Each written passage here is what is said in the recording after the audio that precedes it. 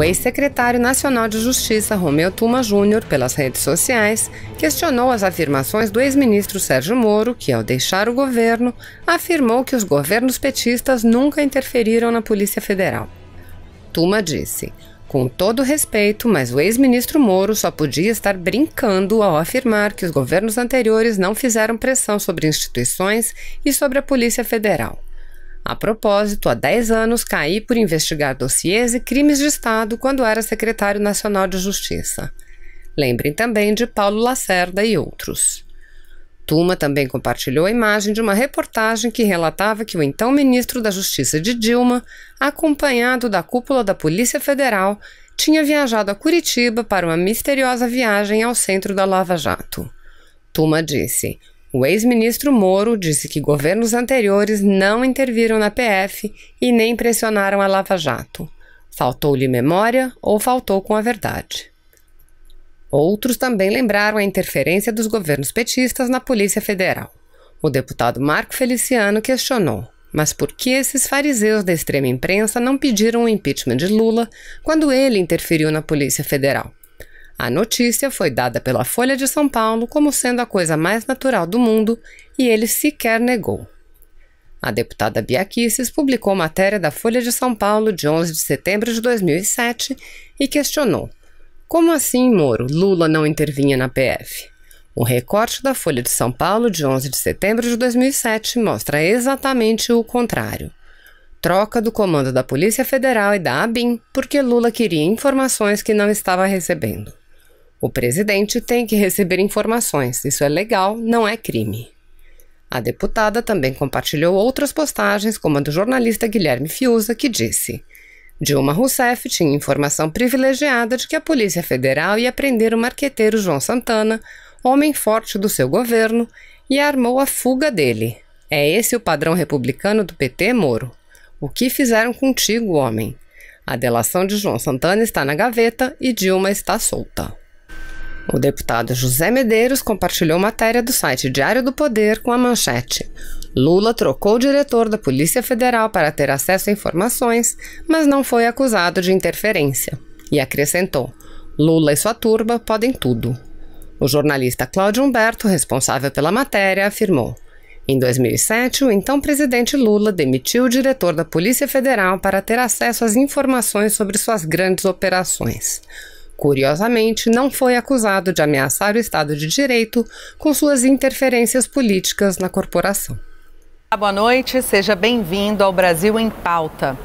A pandemia do novo coronavírus tem trazido a atenção do governo para a saúde das pessoas, a saúde da população e, mais ainda, com o bem-estar social, especialmente daquelas pessoas menos favorecidas.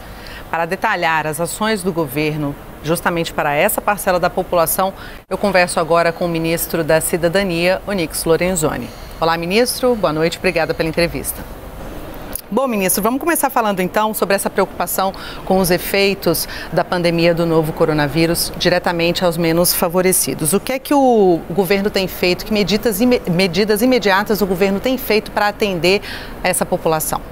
Bom, o presidente Bolsonaro tem, de maneira correta, equilibrado medidas que cuidam da saúde, que dão condições do atendimento das pessoas, que vai lá dos equipamentos de proteção, passando pelos testes, né? Passando pela estruturação, né, da estrutura hospitalar do Brasil. E junto com isso também as medidas econômicas, né? O Brasil, que foi colocado em ordem no ano passado, nós fizemos a maior reforma previdenciária, né, que o mundo ocidental já fez de uma única vez. O Brasil recuperou a confiança interna, recuperou a confiança externa, né? E nós fomos todos surpreendidos aí por essa pandemia e, obviamente, que isso causa uma preocupação muito grande no médio e longo prazo, né? Então, nós temos que proteger no presente a vida das pessoas, mas nós temos que pensar no futuro imediato, porque fome, miséria e desemprego matam tanto ou mais do que a própria epidemia. Então, o presidente tem esse esforço, coube ao Ministério da Cidadania, numa parceria que nós estabelecemos com a Dataprev e com a Caixa, encontrar, né? Eu digo encontrar porque algo entre 20 a 30 milhões de brasileiros serão bancarizados pela primeira vez, nunca tiveram uma conta em banco, e junto com as pessoas do Cadastro Único e do Bolsa Família, nós devemos atingir bem mais de 70 milhões de brasileiros. Então nós estamos falando aqui de 1/3 da população que vão ser assistidos pelos próximos 90 dias com valores que vão variar de 600, 1.200 a 1.800 reais. Então isso é um esforço superior, né, a 100 bilhões de reais, que chegará com tranquilidade. E o presidente Bolsonaro determinou que esse auxílio emergencial seja feito com segurança e com agilidade. E esse é o trabalho que a gente vem coordenando. O senhor já citou que são 3 grandes grupos de pessoas que foram divididas, né, para receber esse auxílio. O senhor pode detalhar isso para a gente? O primeiro é o Cadastro Único. São, já disse, 75 milhões de pessoas, 65 milhões tem CPF. Só para ver o trabalho, no último mês nós adicionamos 5 milhões, né, de pessoas ao cadastramento do Cadastro Único, do CAD Único. De lá, retirado do Bolsa Família, nós encontramos 9 milhões de pessoas, em torno de 6 milhões de pessoas elegíveis que já receberam na quinta-feira da Páscoa, anterior à Páscoa, e também na semana passada, nos primeiros dias, entre terça e quarta. Esses 6 milhões de pessoas já receberam. As que tinham conta na Caixa do Banco do Brasil receberam na quinta. E as demais tiveram contas digitais de poupança feitas na Caixa completamente de graça. E as pessoas já estão, desde a semana passada, operando essas contas. Bom, nós também encontramos nesse mesmo grupamento mais 3 milhões de mulheres que são chefes de famílias, que a gente chama de famílias monoparentais. Essas 3 milhões de mulheres receberam na terça e na quarta da semana passada, né? Já completamente creditado ou na conta da Caixa, ou Banco do Brasil, ou na criação da poupança digital, como determina a lei. Na semana passada pagamos as 2 primeiras parcelas do Bolsa, aqueles que têm o término do NIS, isso já há 15 anos assim, número 1, e o último dígito do NIS, número 2. O primeiro na quinta, o segundo na sexta. Ali são próximo de 3 milhões de pessoas que foram pagas. Então vamos lá, 9 mais 3, nós estamos falando aí de 12, né?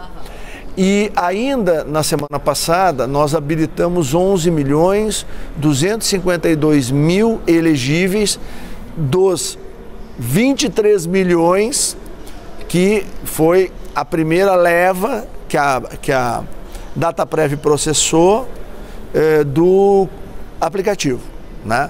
Então são ou os contribuintes individuais, os famosos MEIs, ou o contribuinte individual do INSS, ou então o informal, esse que nunca pediu nada para o Estado nunca enxergou ele. Então nós já temos ali habilitados dos 23 milhões, nós tínhamos 16, habilitamos na semana passada estes primeiros 11 milhões, então somados aos 12 já são 23 milhões de brasileiros pagos antes de fechar 10 dias do programa, né? E esta semana agora nós devemos pagar a diferença, então aí nós estamos falando de mais 5 milhões e devemos pagar muito provavelmente mais uns 6 a 7. Então aí nós já estamos falando essa semana em 13 a 14, né, dependendo dessa diferença dos 12 milhões, mais os 5 ficaram para trás. Se forem todos elegíveis, pode ser até mais, né? E a complementação a semana toda do Bolsa, que vai fechar 52, 53 milhões de brasileiros. Só para que as pessoas tenham ideia, o normal do Bolsa eram 2.700 por mês. Nesta parcela do mês de abril, assim como vai ser em maio e em junho, vai ser pago a todos os participantes do Bolsa Família 15 bilhões de reais.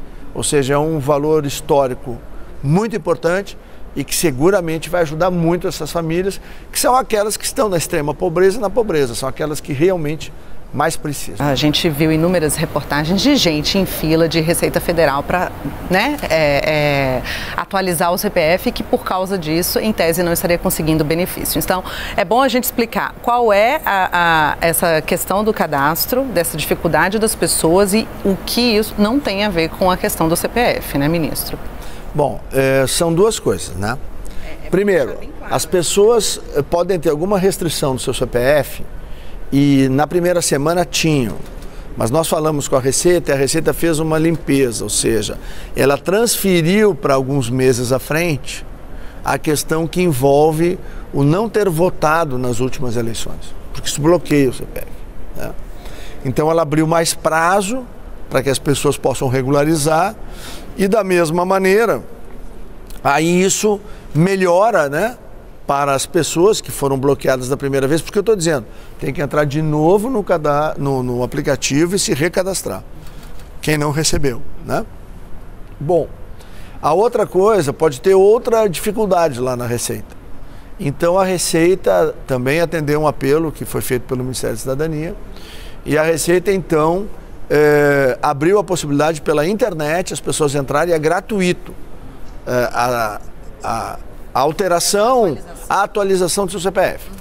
E se a pessoa ainda tem dificuldades, ela pode ir numa agência dos Correios, custa R$7, e ali ela faz o que ela quiser, ela altera, ela atualiza, ela cumpre lá alguma informação que a Receita Federal esteja cobrando dela e aí levanta o bloqueio do CPF dela e aí ela vai ter direito a receber. Bem, ministro, uma outra medida que deve ajudar bastante os beneficiários do BPC, o benefício de prestação continuada, é a isenção, né, da conta de luz por até 3 meses.